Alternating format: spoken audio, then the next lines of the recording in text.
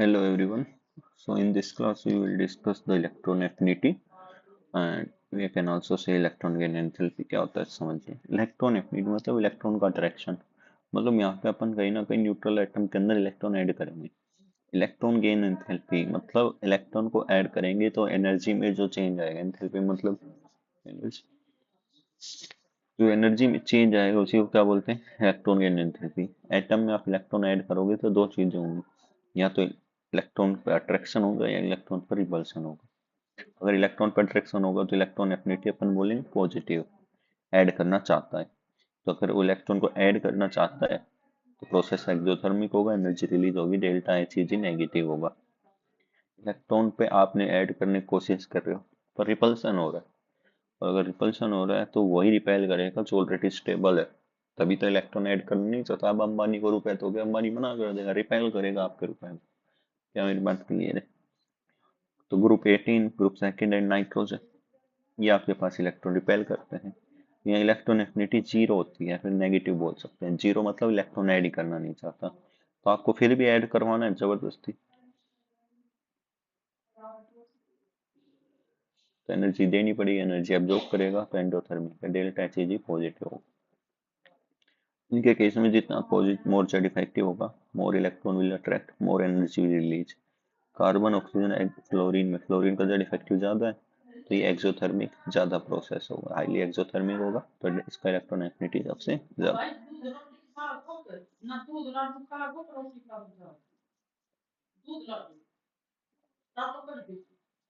Group 18 है, group second है, nitrogen है.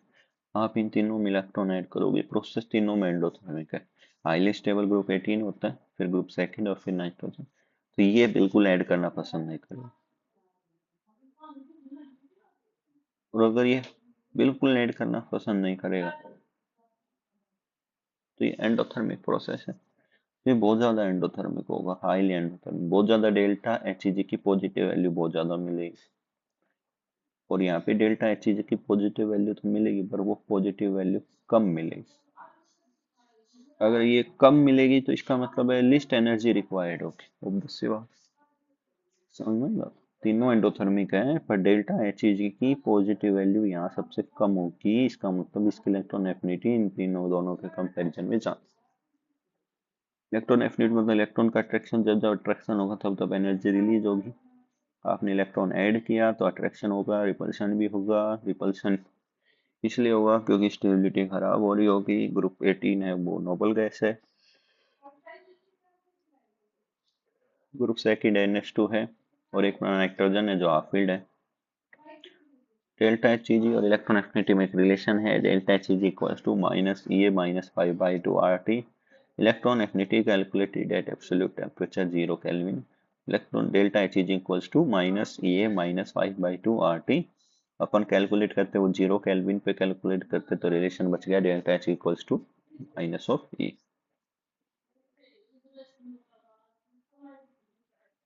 Next आता है electron affinity. It is defined as amount of energy release when an additional electron is added to an isolated gaseous atom.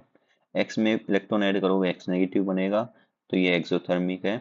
ए में electron add करोगे A negative बनेगा. Delta H G minus X है मतलब exothermic है. Minus sign just showing that process is exothermic. तो electron affinity for A क्या है, X है. Delta H E G for A क्या है, माइनस एक्स है. दोनों का relation inverse.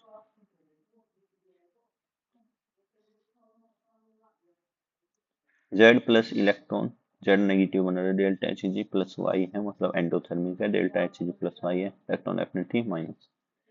Generally the process of addition of first electron to an isolated gaseous atom हमेशा एक्सोथर्मिक होता है. पहला इलेक्ट्रॉन आप अगर आइसोलेटेड गैसियस एटम में ऐड करोगे तो एक्सोथर्मिक होगा, but group 18 second nitrogen case में एंडोथर्मिक होगा. जितना न्यूक्लियर फोर्स ऑफ अट्रैक्शन जितना ज्यादा होगा, एडिशन ऑफ इलेक्ट्रॉन उतना ज्यादा होगा. एडिशन ऑफ इलेक्ट्रॉन ज्यादा होगा तो ज्यादा एनर्जी रिलीज होगी, highly exothermic. Electron affinity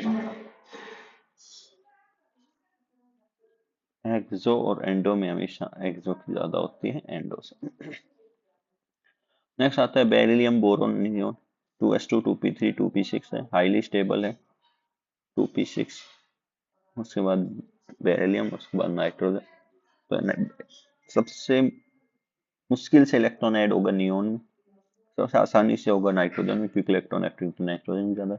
overall सभी एंड हैं। यहाँ डेल्टा एच जी पॉजिटिव वैल्यू मिलेगी वो मिनिमम मिलेगी, यहाँ डेल्टा एच जी पॉजिटिव वैल्यू मिलेगी वो मैक्सिमम मिलेगी। इसका मतलब यहाँ एनर्जी रिक्वायर्ड होगी, दोनों में फर्क है। तो जैसे मैंने पूछा नाइट्रोजन, ऑक्सीजन, फ्लोरीन में डेल्टा एच जी के मैक्सिमम वैल्यू कहाँ मिलेगा, आप कहोगे नेगेटिव यहाँ मैक्सिमम होगी। इसका मतलब ये है, नेगेटिव साइन तो एक्सोथर्मी दिखा रहा है, यहाँ मैक्सिमम वैल्यू है, इसका मतलब ये है कि इलेक्ट्रॉन एफिनिटी ज्यादा है, बट यहाँ मैक्सिमम वैल्यू है, इसका मतलब इसकी इलेक्ट्रॉन एफिनिटी ज्यादा नहीं। Which of the following process is exothermic? कौन सा exothermic? Oxygen. Which of in which edition of electron is most difficult? सबसे डिफिकल्ट है मतलब मोस्ट एंडोथर्मिक है नियोन। हाईएस्ट पॉजिटिव वैल्यू बताओ डेल्टा एच जी की, नियोन। डेल्टा एच जी की positive value lowest किस में होगी? लोवेस्ट तो नाइट्रोजन में होगी। हाईएस्ट इलेक्ट्रॉन एफिनिटी किस में होगी? डी में होगी, एक्सो एंडो में, एक्सो की। Next electron gain enthalpy, the change in energy when additional electron is added to an isolated gaseous atom. For exothermic electron affinity positive होगी तो डेल्टा एच जी क्या होगा? Negative. For endothermic electron affinity zero होगी तो delta H जी की value क्या होगी? Positive होगी। एक्सोथर्मिक है तो addition of electron more easy है, तो अट्रैक्शन ऑफ इलेक्ट्रॉन ज्यादा, इलेक्ट्रॉन एफिनिटी ज्यादा, एक्सोथर्मिक डेल्टा एच नेगेटिव ज्यादा। एडिशन ऑफ इलेक्ट्रॉन डिफिकल्ट है एंडोथर्मिक प्रोसेस, तो अट्रैक्शन ऑफ और इलेक्ट्रॉन भी कम होगी, इलेक्ट्रॉन एफिनिटी जीरो होगी, एंडोथर्मिक ज्यादा होगा, डेल्टा एच की पॉजिटिव वैल्यू ज्यादा होगी। नेक्स्ट आता है successive electron affinity. Generally, the addition of first electron to an isolated atom is an exothermic. For group 18 second it is an endothermic. Successive मतलब लगातार ऐड करना। अब मैं X में इलेक्ट्रॉन ऐड किया, X नेगेटिव बना, जनरली एक्सोथर्मिक है। Group 18 second nitrogen के लिए एंडोथर्मिक है। X नेगेटिव में इलेक्ट्रॉन ऐड करोगे तो नेगेटिव नेगेटिव का रिपल्सन होगा, तो X2 नेगेटिव बनेगा, always endothermic. Second electron gain enthalpy is always endothermic process. आपने क्या किया, negative charge x negative anion है, उसमें इलेक्ट्रॉन ऐड कर रहे हो तो नेगेटिव नेगेटिव का रिपल्सन होगा, तो ये हमेशा एंडोथर्मिक। कंक्लूजन क्या है कि अगर कोई कैटायन है उसमें इलेक्ट्रॉन ऐड करोगे तो ऑलवेज एक्सोथर्मिक। कोई न्यूट्रल एटम है उसमें इलेक्ट्रॉन करोगे तो एक्सो या एंडो दोनों हुआ, endo group 18 second nitrogen. Anion है उसमें इलेक्ट्रॉन आप ऐड करोगे तो ऑलवेज एंडोथर्मिक होगा। ऑक्सीजन में एक इलेक्ट्रॉन ऐड किया तो एक बात समझ में, कभी भी पॉली एनायन बनेगा, पॉली चार्ज होगा तो हमेशा एंडो होगा। ऑक्सीजन में इलेक्ट्रॉन ऐड किया, डेल्टा एच -141। ऑक्सीजन नेगेटिव में इलेक्ट्रॉन ऐड करोगे तो बनेगा O-2। तो देखो नेगेटिव एनर्जी का रिपल्शन हो गया, तो डेल्टा एच की पॉजिटिव वैल्यू बहुत ज्यादा है। ओवरऑल देखोगे तो ऑक्सीजन से ऑक्सीजन 2 नेगेटिव बन रहा है, ओवरऑल प्लस का 603 किलो जूल पर मोल है। एंडोथर्मिक प्रोसेस ओवरऑल हो गया क्योंकि poly anion, the formation of poly charge anion is always endothermic. Beryllium electron B negative, endo है, एक्सो है, एंडो है, ओ नेगेटिव एक्सो है, O2 नेगेटिव एंडो है, F नेगेटिव एक्सो है, नियोन है तो एंडो है। सोडियम से Na प्लस बना है, आयनाइजेशन एनर्जी है ये, एंडोथर्मिक है। P नेगेटिव एक्सो है, Cl नेगेटिव एक्सो है, पॉली एनायन बना एंडो है, ऑक्सीजन पॉजिटिव ने ऐड किया है, एक्सो है। ठीक, अगर आपसे पूछे इलेक्ट्रॉन एफिनिटी का ऑर्डर, नियोन, बेरिलियम, नाइट्रोजन, ये तीनों एंडो है, ये एक्सो है, एक्सो की ज्यादा होगी फिर एंडो वाले आएंगे, फिर nitrogen, beryllium. Factors affecting electron affinity में जेड इफेक्टिव पहला है, सेपरेट एंडो एक्सो। सबसे पहले क्या करो, सेपरेट कर लो एक्सो और एंडो, उसके बाद फॉर्मल कॉन्सेप्ट लगाइए Z effective. Left to right जाएंगे तो जेड इफेक्टिव बढ़ेगा, अट्रैक्शन बढ़ेगा तो इलेक्ट्रॉन एफिनिटी बढ़ेगी, तो डेल्टा एच नेगेटिव भी बढ़ेगी। नेक्स्ट आता है atomic radius. Top to bottom जाने पे एटॉमिक रेडियस बढ़ेगी तो अट्रैक्शन ऑन अपकमिंग इलेक्ट्रॉन क्या होगा, कम होगा, तो इलेक्ट्रॉन एफिनिटी घटेगी। Isoelectronic and different charge on same element, Z effective directly proportional to positive by negative directly proportional to electron affinity. ये देख लो जितना पॉजिटिव चार्ज ज्यादा है उसकी इलेक्ट्रॉन एफिनिटी उतनी ज्यादा है। नेक्स्ट आता है पी ब्लॉक के लिए बोल रहा हूँ, नॉट एस ब्लॉक। ग्रुप 13 से 18 तक सेकंड और थर्ड पीरियड में थर्ड पीरियड की इलेक्ट्रॉन एफिनिटी ज्यादा होती है as compare to second period. Third period की इलेक्ट्रॉन एफिनिटी ज्यादा होती है as compare to second period, क्योंकि सेकंड पीरियड में फ्लोरीन है, फ्लोरीन में साइज छोटा होता है, क्लोरीन का साइज थोड़ा बड़ा होता है, साइज बड़ा होता है तो यहाँ पे इंटर इलेक्ट्रॉनिक रिपल्सन कम होता है। और अगर इंटर इलेक्ट्रॉनिक रिपल्सन कम होता है तो यहाँ पे इजीली क्या होगा, इलेक्ट्रॉन ऐड हो जाएगा, तो ये जल्दी अट्रैक्ट करेगा। यहाँ पे आपस में इलेक्ट्रॉन जल्दी आएगा, जल्दी फ्लोरीन खींच के लेके तो जल्दी आ जाएगा, पर लेके जल्दी आ जाएगा तो इसको वेट करना पड़ेगा ऐड होने के लिए, बट यहाँ धीरे धीरे आएगा और आते ही ऐड हो जाएगा। Electron affinity of chlorine is more than fluorine because chlorine belongs to third period and bigger in size as compared to fluorine. There's as new electron come, it experience the less inter-electronic ripples. कुछ configuration के exceptions है। एक NS1 एक NP1 है। NS1 की configuration ज़्यादा होगी क्योंकि NS2 बनना पसंद करेगा। एक NP2 है, एक NP3 है। NP2 से NP3 बनना पसंद करेगा तो ये इलेक्ट्रॉन जल्दी ऐड करेगा NP2 as compare to NP3। Hydrogen helium में हाइड्रोजन की ज़्यादा है, ये नोबल गैस है। लिथियम बेरिलियम कार्बन नाइट्रोजन में नियोन, नाइट्रोजन बेरिलियम को सबसे बाहर लिया हो, सबसे कम नियोन, फिर बेरिलियम, फिर नाइट्रोजन, फिर यहाँ से कंपेयर करते रहो कॉन्फ़िगरेशन से। किससे कंपेयर करोगे, कॉन्फ़िगरेशन से। तो फ्लोरीन, ऑक्सीजन, कार्बन, फिर आपके पास यहाँ पे बोरोन और लिथियम है, तो ये 2s1 है, ये 2p1 है, तो 2s1 की ज़्यादा होगी। सेम यहाँ पे इसके केस में आ जाएगा, मैग्नीशियम आ जाएगा, आर्गन आ जाएगा। तो सबसे आगे आ जाएगा क्लोरीन, फिर आ जाएगा सल्फर, फिर sp2p3 में p2 की ज़्यादा होगी, फिर सिलिकॉन, फिर फॉस्फोरस, फिर p1 है, ठीक है, तो p1s1 में s1 की ज़्यादा, सोडियम, फिर एल्यूमिनियम।